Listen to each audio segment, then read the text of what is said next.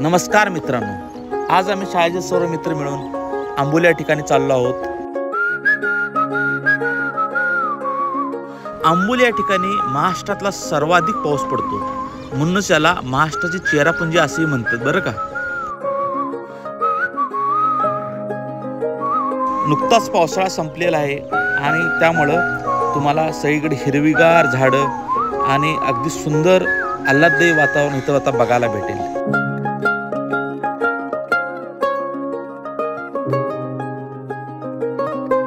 सह्याद्रीच्या डोंगरागत वसलेला हा आंबोलीचा परिसर अगदी हिरवागार झालेला आहे आणि त्याचा आनंद घेण्यासाठी आज आम्ही इथं आलो आहोत।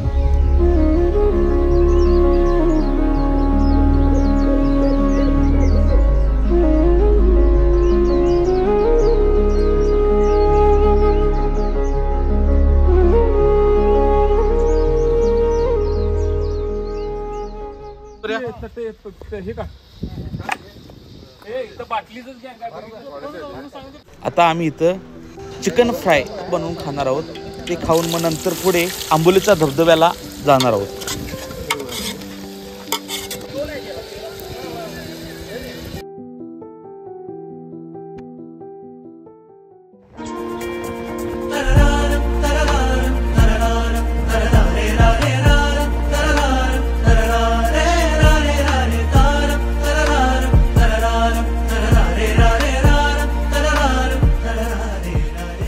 आंबोली म्हणजे आमच्या गावापासून एक 60-70 किलोमीटर अंतर असलेले ठिकाण आहे।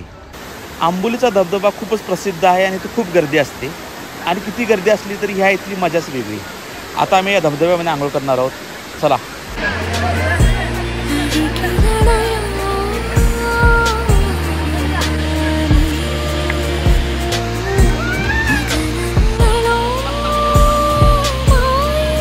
कितीतरी डोंगर रांगातून वाहून आलेलं हे शुद्ध ताजं पाणी धबधब्याच्या स्वरूपाने आपण ज्यावेळी अंगावर घेतो त्यावेळी तो अनुभव खूपच भारी असतो।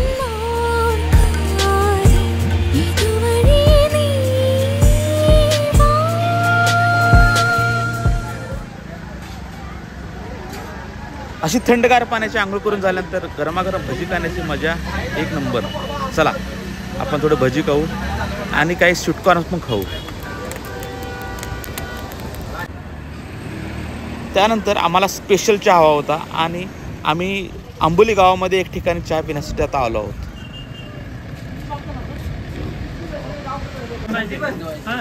चहा एक दादा।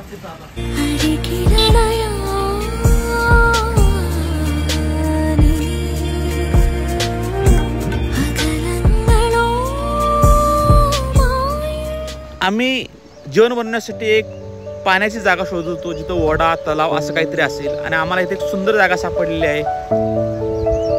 या खूप झाडांनी भरलेल्या डोंगर रांगेतून वाहणारा एक पाण्याचा ओढा आणि त्याच्यामध्ये शुद्ध पाणी, ह्याच ठिकाणी आम्ही आता जेवण बनवणार आहोत।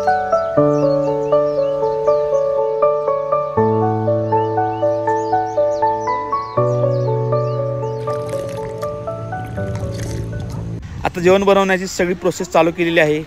जेवणामध्ये व्हेजवाल्यांसाठी काजू पनीर मसाला आणि नॉनव्हेजवाल्यांसाठी गावरान चिकन सुक्कं आणि रस्सा हे सर्व बनवणार आहोत। मसाले भात दोघांना कॉमन असेल।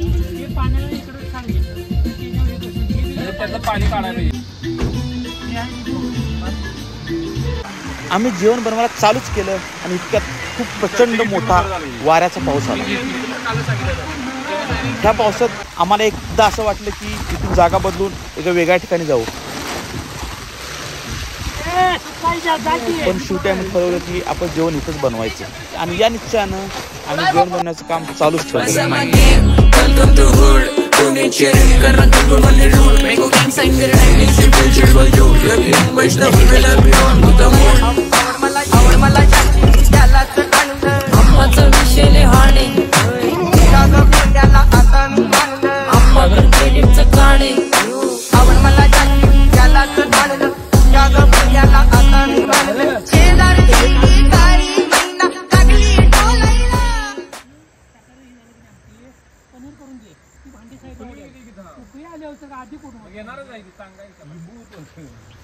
आता पाऊस थांबला आहे आणि व्हेजवाल्यांचं जेवणही बनवून झालेलं आहे। व्हेजची पनीर काजूची भाजी आणि भात अगदीच चविष्ट झाला आहे असं वाटलं की नॉनव्हेज सोडून व्हेजच खावं.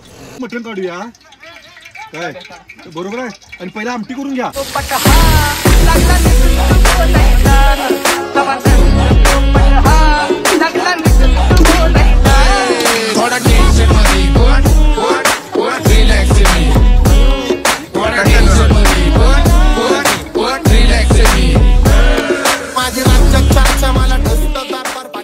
अगदी कमी मसाले आणि साधी पद्धत आणि प्रेम या तिन्हीमुळं या जेवणाची चव इतकी वाढली होती की मी मनसोक्त जेवलो. नुकताच पाऊस पडून गेलेल्या या जमिनीवरती बसून जेवणात जो आनंद आहे तो त्या हॉटेलमधल्या टेबल खुर्च्यावरती बसून मिळणार नाही.